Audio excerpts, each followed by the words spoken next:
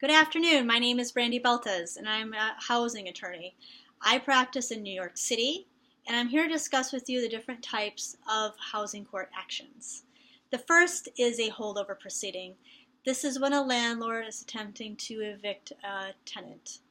Typically, an eviction proceeding starts by a notice of termination that is served upon the tenant. The tenant is allotted a certain number of days to vacate the premises. If they fail to vacate the premises within those numbers of days, then the landlord would bring court action by a notice of petition, indicating the first court date for the parties to appear in court and come up with a resolution. The second type of housing court matter is a non-payment proceeding. This is when there's an issue of rent and whether rent is owed.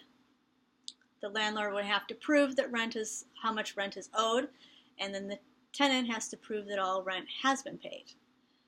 An issue that comes up during a non-payment proceeding is abatement. Abatement means that there is a repair that's needed to the apartment, and the landlord has allegedly failed to make that repair after being notified by the tenant, and therefore the court should provide the tenant a reduction in the amount of rent that's owed.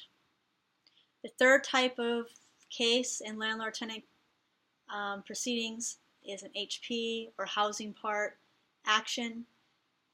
These cases are brought by tenants against landlords. In these types of cases, the tenant has notified the landlord that repair is needed to the apartment. The landlord allegedly fails to make the repair, and the tenant brings the case to court for a court to determine whether repair is necessary, and if it is, how much time the landlord has to make that repair.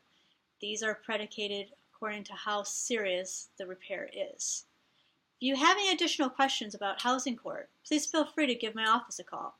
Our phone number is 914-294-4844. Please be advised, this video is for information purposes only and in no way establishes an attorney-client relationship between my office and the viewer. Thanks for viewing.